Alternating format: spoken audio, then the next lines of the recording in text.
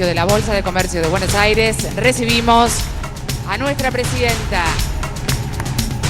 La jubilación mínima pasa de 2.165 pesos a 2.476,98 pesos.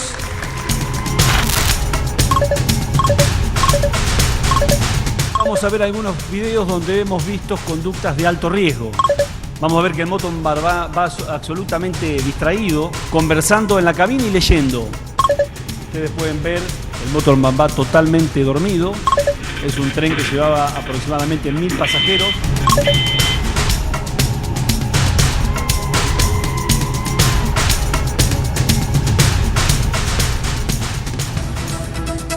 Bienvenidos, es el resumen de noticias de la televisión pública. Hoy es miércoles, nosotros estamos aquí para compartir con ustedes media hora de información, lo más importante de lo que ha ocurrido en la Argentina y en el mundo. Y en el mundo del deporte, ¿qué es lo más importante, Gaby? Lo más importante es que arrancó la cuenta regresiva para que arranquen los torneos oficiales de Primera División y de la B Nacional, y en un rato les cuento novedades de dos equipos importantes que están en cada una de las divisionales. Estaremos aquí atentos a las novedades, entonces. Y hoy tenemos el análisis político del querido Raúl de la Torre. Buenas noches, Rulo.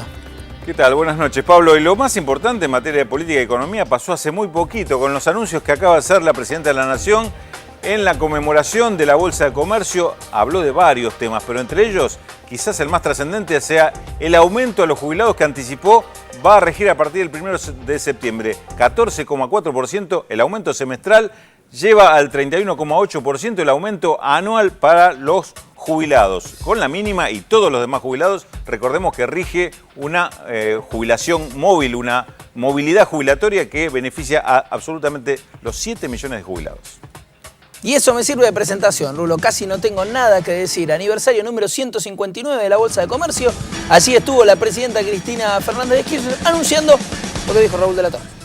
El haber jubilatorio a partir del 1 de septiembre de este año, de acuerdo a las fórmulas establecidas y que votamos también en soledad, es del 14,41%,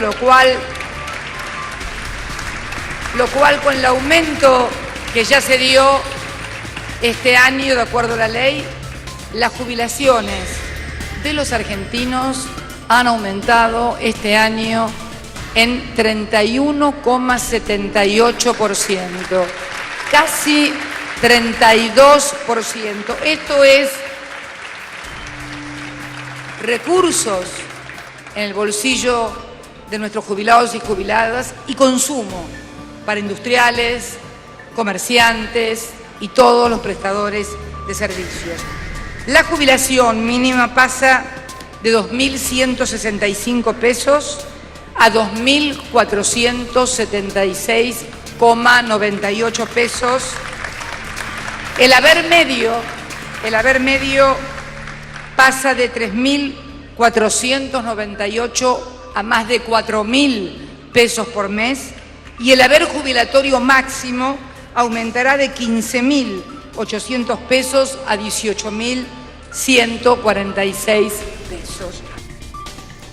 Bien, el anuncio sigue entonces de la presidenta Cristina Fernández.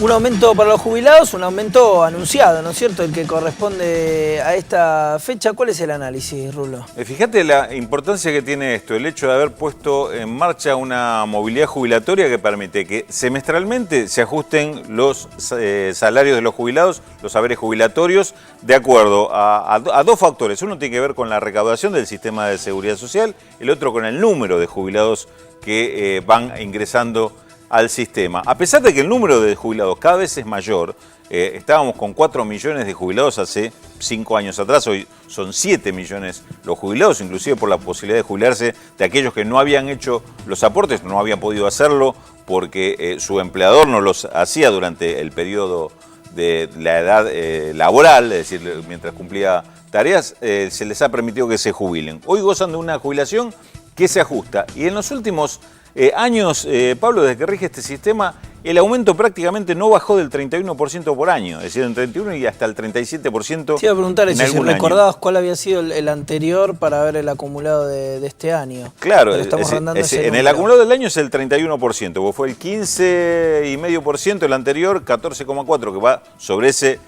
haber jubilatorio ya aumentado, acumula un 31,8%. Es decir, que se logra superar la inflación y aumentar, reconozcamos, digamos, no muy fuertemente, pero sí aumentar mínimamente al menos el poder adquisitivo. Hay otro factor interesante, que se supera la inflación, se superan los aumentos que se han conseguido en paritarias, el salario mínimo, y sin plantearlo así abiertamente, vamos acercándonos paulatinamente al 82% de jubilación con respecto al salario básico. Eso por es lo menos. interesante, ¿no es cierto? Yo veo que a largo plazo, sí, los aumentos siguen cumpliendo esta posibilidad de superar la inflación y superar el acuerdo de paritarias, se acercan cada vez más al sueldo de un trabajador. Y esto es posible porque además hay un muy buen resultado que está obteniendo todo el sistema de seguridad social con una recaudación que sigue aumentando, con inversiones del sistema que también el Fondo de Garantía de Sustentabilidad, como se llama el fondo que hoy reemplazó a las AFJP, va rindiendo también utilidades que va en beneficio de los jubilados. Hoy mismo se anunció que la recaudación de julio, es decir, la que terminó de ingresar hoy, es un nivel récord de la recaudación, pero además la presidenta aclaró que el sistema de seguridad social también por sí mismo tenía un récord de recaudación, que todavía no conocemos el número, quiere decir que ya estamos acumulando para el próximo semestre un aumento importante. Son 292.000 millones de pesos, nada menos los que se pagan en jubilaciones anuales dentro del sistema. Esto es el 8% del Producto Bruto. Un importante impacto, no solo para los jubilados en sí, para su bolsillo, sino para la economía en general. Por eso es un dato que siempre importa, pero en esta magnitud de aumentos, sin duda importa muchísimo más. Muchísimas gracias, Rulo, más que claro. Seguimos con otro de los temas que han tenido mucha repercusión durante este día. El ministro de Interior y Transporte, Florencio Randazzo, anunció nuevas medidas de seguridad para los trenes y en ese mismo acto difundió imágenes de las cámaras que se han instalado en las locomotoras, donde se puede ver a los choferes, algunos choferes por supuesto, usando el teléfono celular mientras conducían, leyendo, incluso existe la imagen de un chofer durmiendo. Lo importante, el anuncio de nuevas medidas de seguridad lo hizo hoy el ministro Randazzo. En este video vamos a ver cómo algunos motorman tapan las cámaras. La pregunta que cualquiera se hace, ¿qué es lo que esconden si tapan las cámaras? Bueno, yo quiero mostrarles primero un video donde vemos claramente cómo se tapa la cámara antes de tomar el servicio.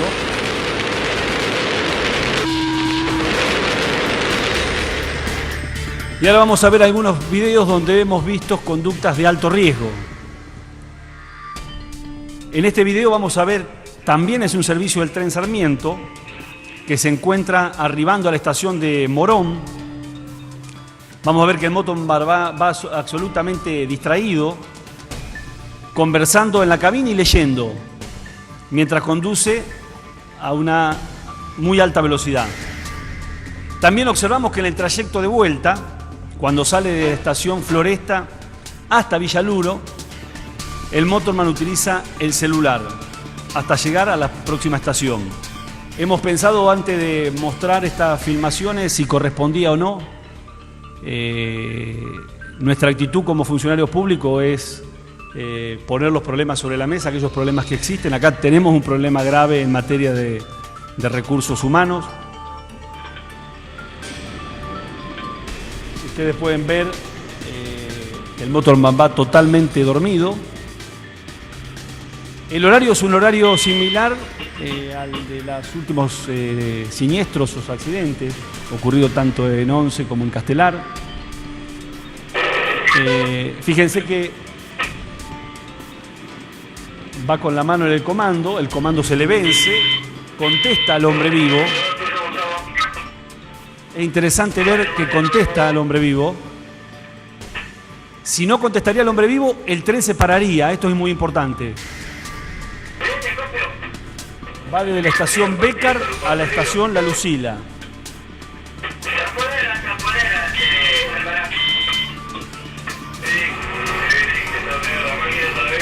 lleva máxima velocidad, ¿no? Llega a velocidades a los 60 kilómetros. Ahí se le cae el control.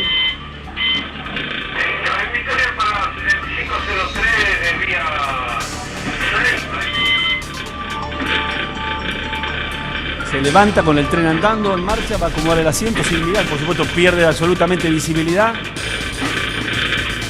El tren va a máxima velocidad.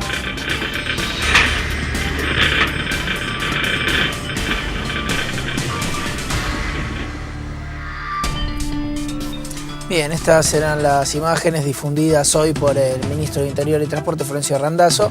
Los gremios que agrupan a los trabajadores ferroviarios, por supuesto, hicieron su descargo, tuvieron una respuesta. Cualquier trabajador que cometa un error, la empresa tiene la facultad como para corregir, sancionar o lo que sea necesario para evitar cosas como las que vimos por los medios.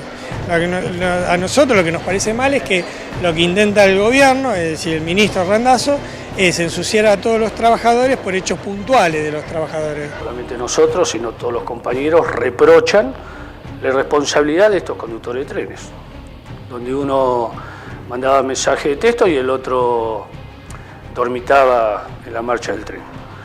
Lo que sí nos llamó mucho la atención de que ese monitoreo que se hizo, lo que tendría que haber hecho la empresa y tener las indicaciones básicas del Ministerio de Transporte, haber detenido el tren en la primera estación y haber relevado al conductor y poner un conductor que esté en condiciones de conducir un tren.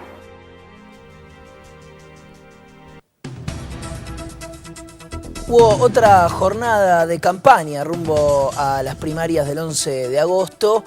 Los precandidatos del Frente para la Victoria, Filmus y Cabandier, recorrieron el sur de la ciudad de Buenos Aires y por su parte el precandidato del PRO, Diego Santilli, confirmó la alianza con Sergio Massa.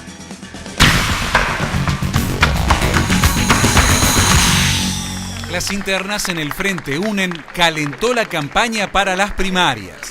La precandidata a diputada Elisa Carrió continúa profundizando el enfrentamiento y les pidió a los de Unen que no chicaneen. El precandidato a senador Pino Solanas reconoció que una parte del electorado se decepcionó por su acuerdo con Carrió, pero pese a esto, agregó Pino, Elisa tiene mucho que ver conmigo.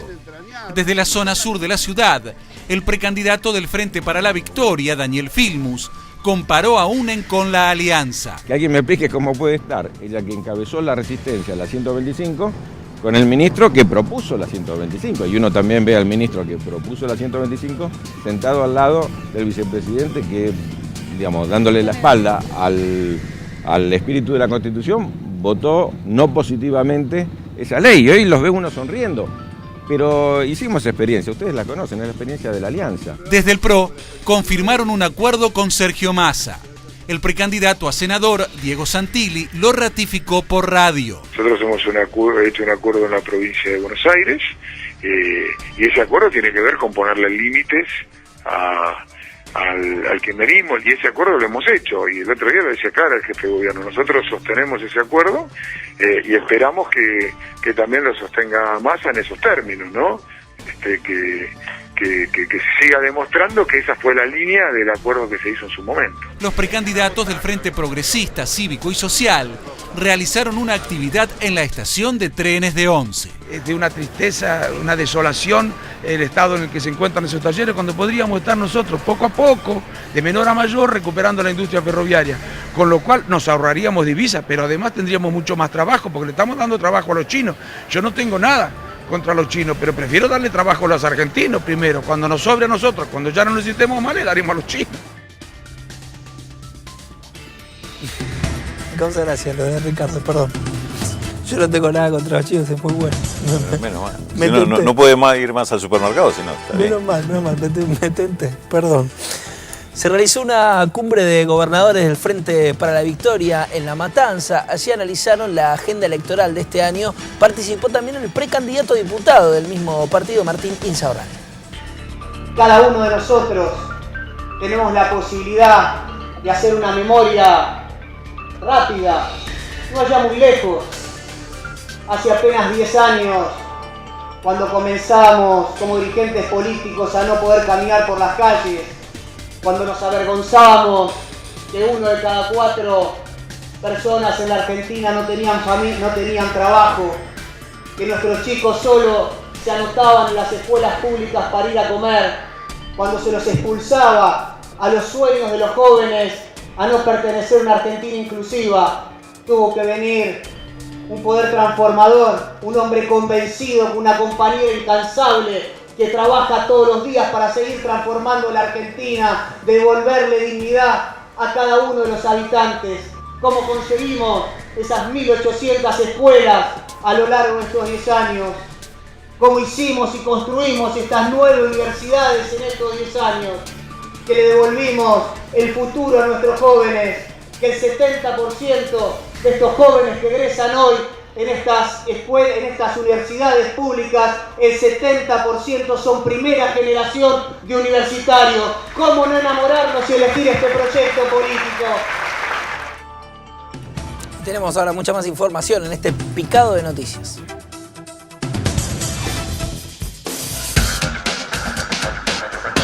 A partir de mañana la tarifa de los taxis porteños aumentará un 10%, con lo que la bajada de bandera costará 10 pesos y 1 peso cada ficha. El horario nocturno de 22 a 6, la bajada costará 12 y la ficha 1 peso con 20 centavos. De acuerdo a datos brindados por el INDEC, registró en junio un avance interanual del 6,6% y un alza del 0,5% respecto a mayo. En el semestre, el índice muestra un repunte del 2,8%. La justicia decidió unificar todas las causas abiertas contra policías y exfuncionarios por la represión y muertes ocurridas durante la crisis de diciembre de 2001, que terminó con la renuncia de Fernando de la Rúa. Los trabajadores de la línea B de subte se niegan a conducir las formaciones a las estaciones nuevas Echeverría y Juan Manuel de Rosas por falta de seguridad. El viernes habrá una reunión con el gobierno porteño y Metrovías. El niño correntino de 2 años que recibió un trasplante de corazón sigue muy grave. Su abuelo dijo que esperan un milagro. Diego Maradona le envió fuerzas al niño a través de un mensaje de Twitter. El director general del ANSES, Diego Bocio, aseguró que no hubo desvíos irregulares de fondos de ese organismo a PDVSA, la petrolera de Venezuela, y se ofreció para ir al Congreso y dar así explicaciones y liberar las inquietudes de quien las tenga. La denuncia había partido de Lidita Guerrero. Algunos son denunciadores seriales, nunca propusieron nada, nunca había una propuesta concreta de nadie. Nosotros proponemos, hacemos, incluimos y efectivamente les molesta que el Estado pueda hacer las cosas bien, de manera transparente, con decisiones a favor de la gente, con decisiones a favor de la inclusión. Hemos tomado decisiones que permiten que hoy el fondo valga más de 282 mil millones de pesos y lo hace el Estado y lo hace bien. Les pregunto a algunos de ustedes, ¿recuerdan algún gerente de FJP yendo al Congreso de la Nación a explicar dónde invertían el ahorro los trabajadores argentinos? ¿Ustedes recuerdan, se enteraron cuando compraron acciones del Grupo Clarín que las compraron a 30 pesos y hoy valen menos de 7 pesos? Nadie lo recuerda porque hacían todas a escondidas. Hoy las cosas las hacemos de frente a la sociedad. Y he ido al Congreso y voy a ir las veces que sea necesaria. Lo hacemos bien, con transparencia y a favor de los argentinos. Y fundamentalmente apostando a la inclusión.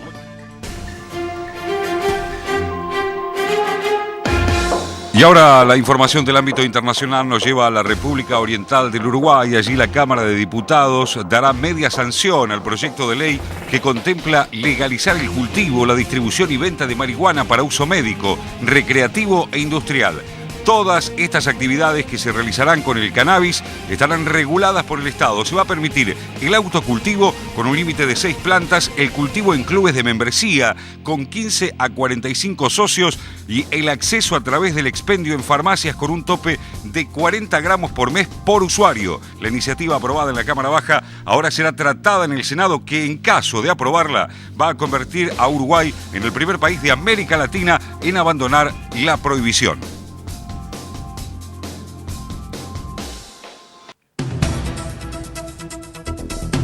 Siguiendo con la información internacional, en este caso declaró el maquinista del tren que descarriló en Santiago de Compostela, en España, dejando un saldo de 79 muertos. El conductor de la formación confirmó que entró a la curva a 190 kilómetros y que no le dio tiempo para frenar. No pudo dar una explicación del por qué no frenó antes y sostuvo que no está tan loco como para no frenar, sino que no tuvo tiempo y que accionó los frenos, pero que ya era tarde. Luego de declarar, quedó en libertad y recordemos que el imputado, esta persona está imputada por 79 delitos de homicidio y varias lesiones.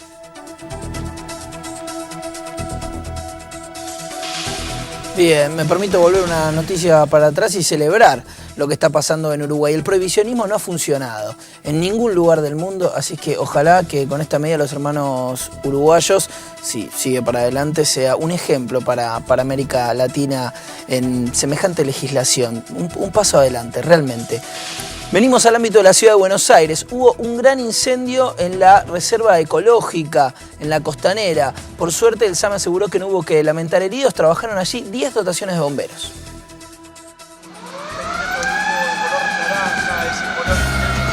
Los bomberos están tranquilos. Dicen que ya el equipo de bomberos, que como siempre actuó muy eficientemente, nos dice que están tranquilos, que lo han controlado y que va a durar unas horas más porque hay mucha cortadera y pasto seco, pero que mantengamos la calma, que la cosa se va a controlar en unas horas. A los equipos de emergencia de la ciudad para complementar y ayudar, a los equipos del SAME, por si las dudas, por suerte no ha habido ningún accidente en el equipo de los bomberos, así que hay que tener un poquito de paciencia, ¿no? ¿Se sabe el origen? Las autoridades de la reserva lo que primero nos dicen es que arriesgarían a pensar que fue intencional, que no fue un accidente, pero hay que esperar los peritajes. ¿Intencional y con qué propósito?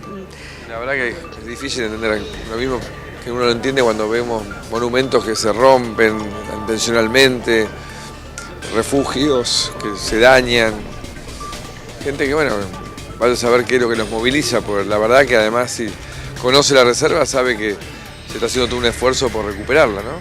Justamente el agua que después de años está en la laguna de los Coipos es la que está usando los bomberos para controlar el incendio de la laguna de las Gaviotas.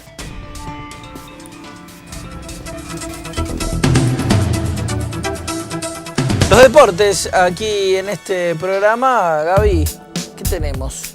Dije que arrancaba el fútbol el próximo fin de semana. El fútbol por los puntos. Vamos a hablar en este caso del equipo de la primera división. Estamos hablando de River, que ya tiene un nuevo delantero, se trata de Teo Gutiérrez.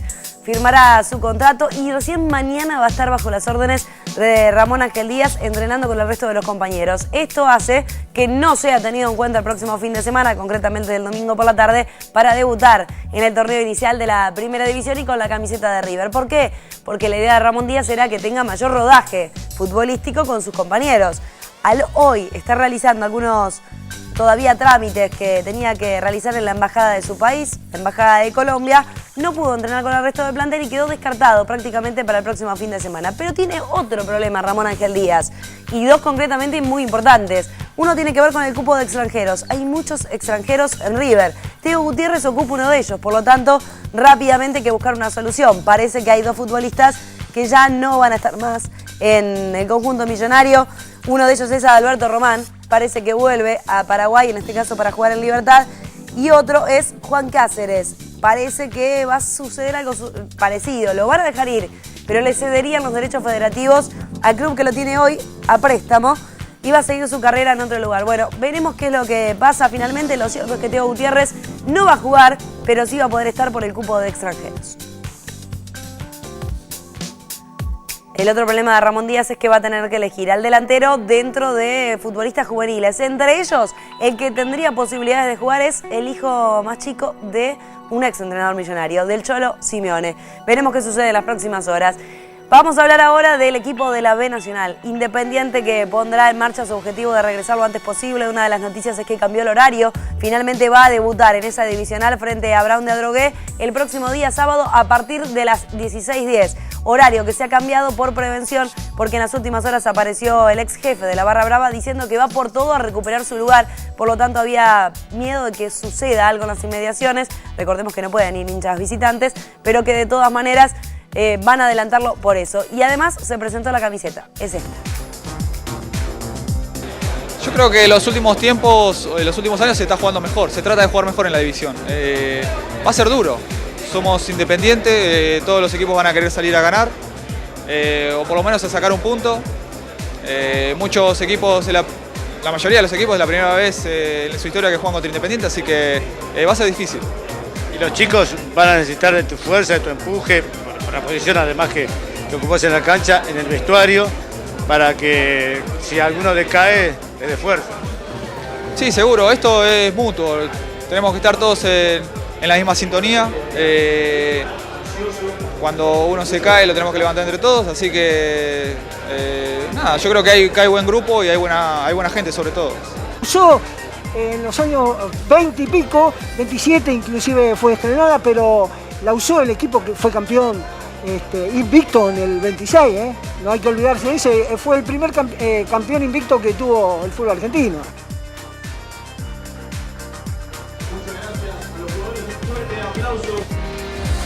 Bueno, quedó algo ahí en el tintero. Claro, yo dije que no hay hinchas visitantes. Eso va a regir para todos los campeonatos que organiza AFA. Pero además, para la primera y la segunda fecha, por ahora es provisorio, no van a poder ingresar los hinchas locales a menos que sean socios. Ese es el problema también que se va a presentar en la cancha de Independiente cuando juegue frente a Brown de Adrogué, porque muchos de los barras sí son socios. Van a tener que prestar demasiada atención. Que la presten entonces, que es lo que corresponde. Hasta aquí el primer bloque del resumen de noticias. Nos vamos a un corte, ya volvemos.